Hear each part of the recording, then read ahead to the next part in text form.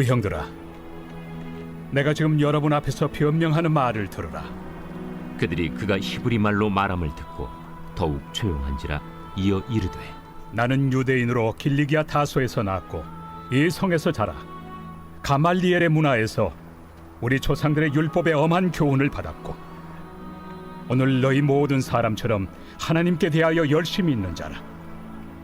내가 이 돌을 박해하여 사람을 죽이기까지 하고 남녀를 결박하여 옥에 넘겼노니 이에 대제사장과 모든 장로들이 내 증인이라.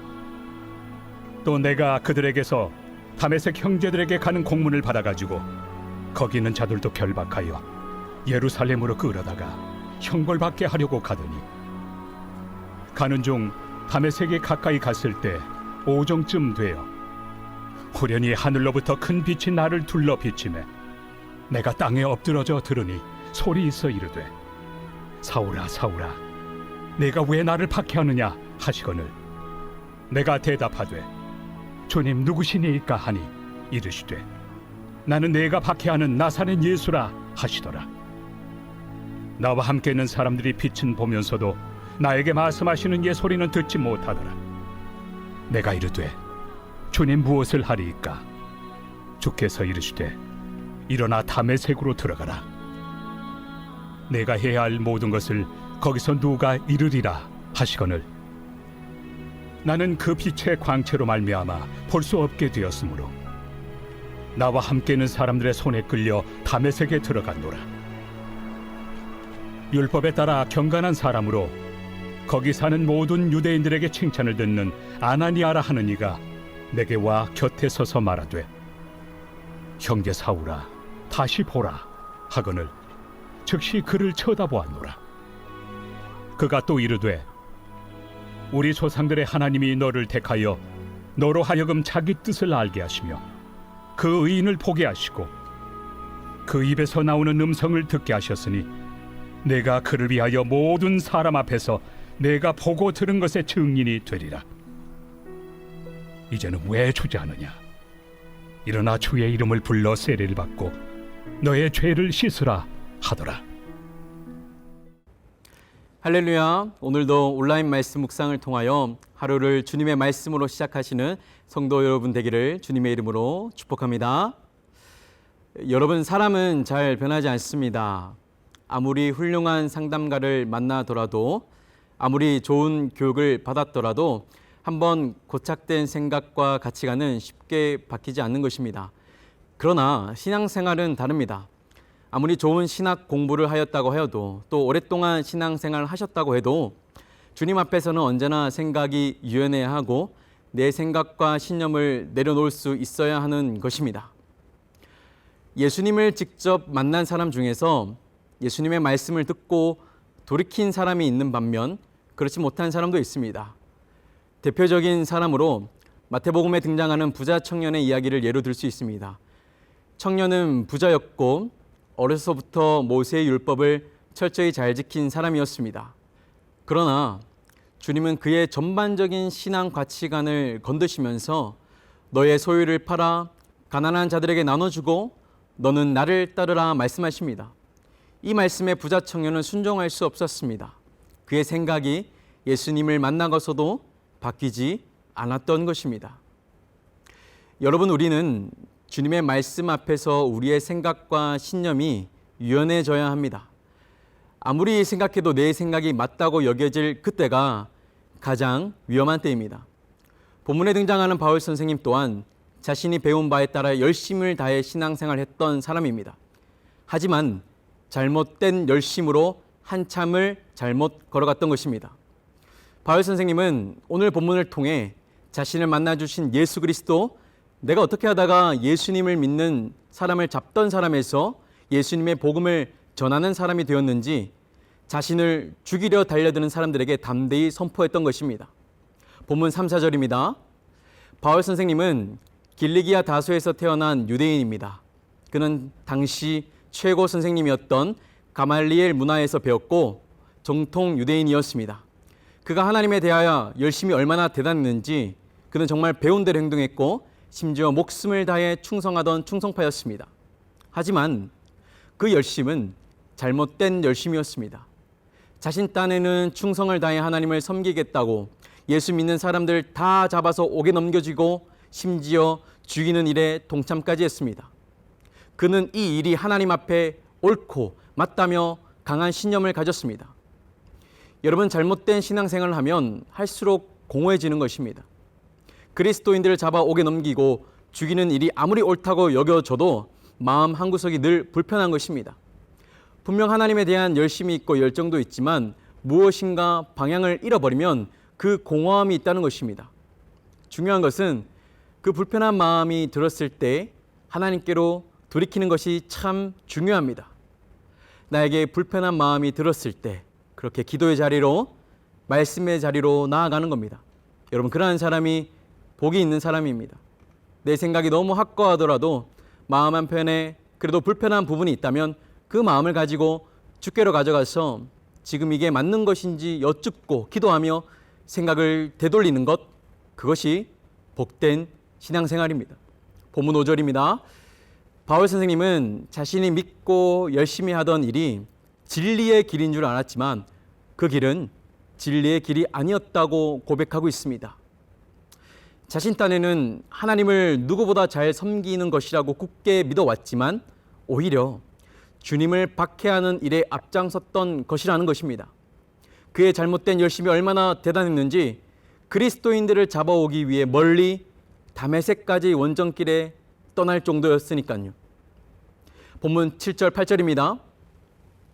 내가 땅에 엎드려져 들으니 소리가 있어 이르되 사울아 사울아 네가 왜 나를 박해하느냐 하시거늘 내가 대답하되 주님 누구시리이까 하니 이르시되 나는 네가 박해하는 나사렛 예수라 하시더라. 바울 선생님은 다메섹으로 가는 길에서 주님을 만났습니다. 여러분, 바울 선생님에게 있어 다메섹은 신앙의 전환점이 되는 장소입니다. 여러분들에게도 이러한 장소가 있으십니까? 사람마다 주님을 만난 기억이 있고 그 장소가 있습니다. 우리의 신앙이 흔들리고 삶에 어려움이 있을 때 나를 처음 만나주신 그 뜨거웠던 장소를 기억하시기 바랍니다. 그곳에서 만난 주님을 다시 기억하며 모든 시험과 고난 속에서도 일어나시는 여러분 되기를 주님의 이름으로 축복합니다. 바울 선생님에게 있어 이 다메섹은 주님과의 강렬한 만남이 있었던 장소입니다. 그곳에서 주님은 바울에게 빛으로 다가오셨습니다. 여러분, 예수님은 요한복음에서 자신을 빛으로 소개하고 있습니다. 빛은 어둠을 몰아내고 낮을 불러옵니다. 빛이신 예수님께서 바울의 삶에 그리고 우리의 삶에 다가오실 때 우리의 어둠은 드러나는 동시에 사라지는 것입니다. 주님의 빛은 우리의 어두웠던 죄를 드러내십니다. 감추어졌던 죄악이 드러나고 그간 내가 설정하며 내 신념으로 신앙생활했던 그 모든 것의 방향이 바뀌는 역사가 일어나는 것입니다. 여러분, 초두에 제가 사람은 잘 바뀌지 않는다고 말씀을 나눴습니다. 그러나 주님의 빛이 임하게 되면 다릅니다. 주님의 빛은 어둠을 몰아내는 빛이고 사람의 고착된 생각을 움직이게 하는 빛이십니다. 주님은 빛으로 바울을 만나 주셨고 그의 잘못된 신념에서 돌이켜 주셨습니다. 여러분들에게도 이러한 은혜가 있길 소망합니다. 빛이신 예수님께서 내 삶을 날마다 비춰 주셔야 하는 것입니다. 시편 119편 105절에는 이렇게 말씀하고 있습니다. 주의 말씀은 내 발의 등이요 내 길의 빛이니이다. 우리가 주님의 말씀 없이 인생을 살아간다면 빛이 없는 어둠 속을 걸어가는 것과 같습니다.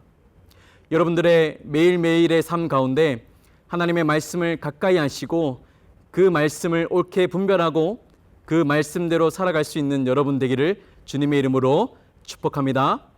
본문 12절입니다. 주님은 눈이 먼 바울에게 다메섹으로 들어가면 그가 할 일을 누군가 와서 일러줄 것이라고 말씀하셨습니다. 이제부터는 주님이 바울의 삶을 이끌어 가시고 통치하시는 것입니다. 이전에는 자기 열심으로 자기가 충성하는 힘으로 자기 의로 행동하던 자가 이제는 주님의 지시를 받아 움직이는 주님께 결박된 자가 된 것입니다. 예수 믿는 사람을 사로잡기 위해 열심을 다했던 사람이 이제는 예수님께 사로잡힌 사람이 되었습니다. 여러분, 주님께 사로잡히는 삶, 주님으로 인해 꼼짝 못하게 된 삶, 그 삶은 이 세상 그 어느 것보다 귀한 삶입니다. 주님이 우리를 사로잡아 주실 때 우리는 구원에 이를 수 있는 것입니다. 여기 계신 모든 성도님들, 주님께서 여러분들에게 빛으로 찾아오셨고 여러분들을 강건하여 붙잡으셨습니다. 여러분들은 이제 여러분들의 자신의 것이 아니라 오직 하나님께 붙들림 받은 하나님의 것입니다.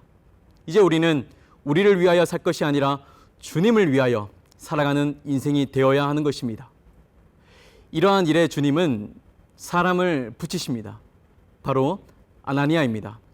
주님은 아나니아를 통해 바울의 눈을 다시 뜨게 하셨습니다.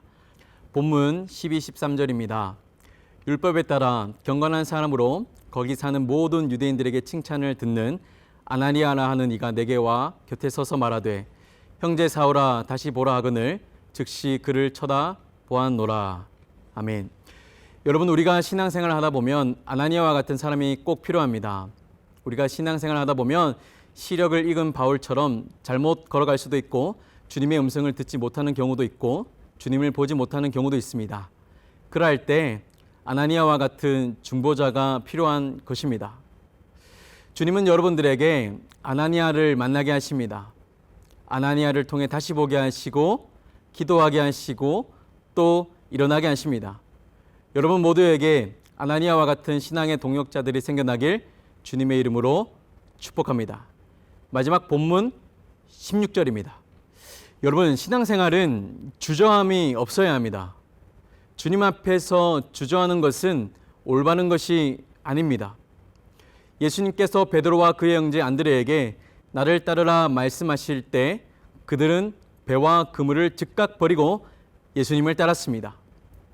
어부에게 있어 배와 그물은 전 재산이나 다름없었는데 그들은 예수님의 부르심에 즉각 결정하고 따랐다는 것입니다. 저는 베드로 같은 성격의 사람을 참 좋아합니다. 특히나 신앙 문제에 있어 깊이 고민하는 것을 좋아하지 않습니다. 중요한 것은 주님의 음성을 듣고 즉각 반응하는 우리가 되어야 한다는 것입니다. 양은 자기 주인의 목소리를 기억합니다.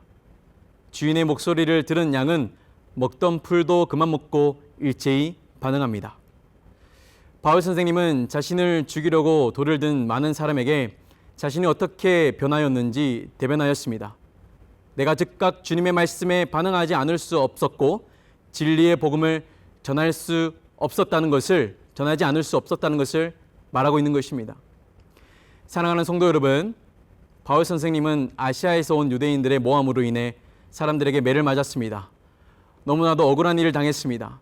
심지어 이 일은 워낙 심각한 일이라서 자칫 돌멩이에 몽둥이에 맞아 목숨을 잃을 수도 있는 상황이었습니다. 천부장을 통하여 간신히 목숨을 구한 바울 선생님은 발언할 수 있는 기회를 얻게 되는데 참 놀라운 것은 자신이 억울하다며 자신의 억울한 상황을 대변하지 않았다는 것입니다. 자신이 한 적도 없는 일에 무슨 일인지도 모르고 매를 맞았고 비참하게 끌려다녔습니다. 그러기에 그 오해는 풀어야겠다며 자신이 한 일이 아니라고 핑계댈 만 했습니다. 그러나 바울 선생님은 소중하게 얻은 그 발언 기회를 자신의 억울함을 푸는 일에 사용하지 않았습니다. 오늘 본문과 같이 자신을 만나주신 예수 그리스도, 자신의 이전 부끄러웠던 모습을 다시 회중에게 고백하고 연약하고 죄 많은 인생이 예수님을 만나고 어떻게 변화되었는지 예수님의 복음을 전하는 기회로 삼았다는 것입니다. 여러분, 우리의 고난이, 환난이, 슬픔이, 기쁨이 주님의 영광 되길 주님의 이름으로 축복합니다. 내 자신을 대변하는 인생이 아니라 예수님의 복음을 위하여 참고 인내하며 견뎌내는 성도 여러분 모두가 되시길 주님의 이름으로 축복합니다. 함께 기도하겠습니다. 살아계신 아버지 하나님 감사합니다. 억울한 일을 당하고 모함을 당하고 있는 사도 바울은 자신을 위하여 자신의 그 억울함을 풀기 위하여 그 얻은 기회를 사용하지 않았습니다. 하나님, 억울함을 당하는 그 순간에서도 복음을 전할 기회를 찾은 그 바울의 모습을 하나님 우리도 닮게 하여 주시옵소서. 우리의 억울함을 푸는 것이 아니라 하나님 나라를 위하여 예수 그리스도의 복음을 위하여 참고 인내하며 기회가 되는 데마다 그 복음을 전할 수 있는 기회를 찾는 우리 모두가 되게 하여 주시옵소서. 감사드리며 살아계신 예수님의 이름으로 기도드립니다. 아멘.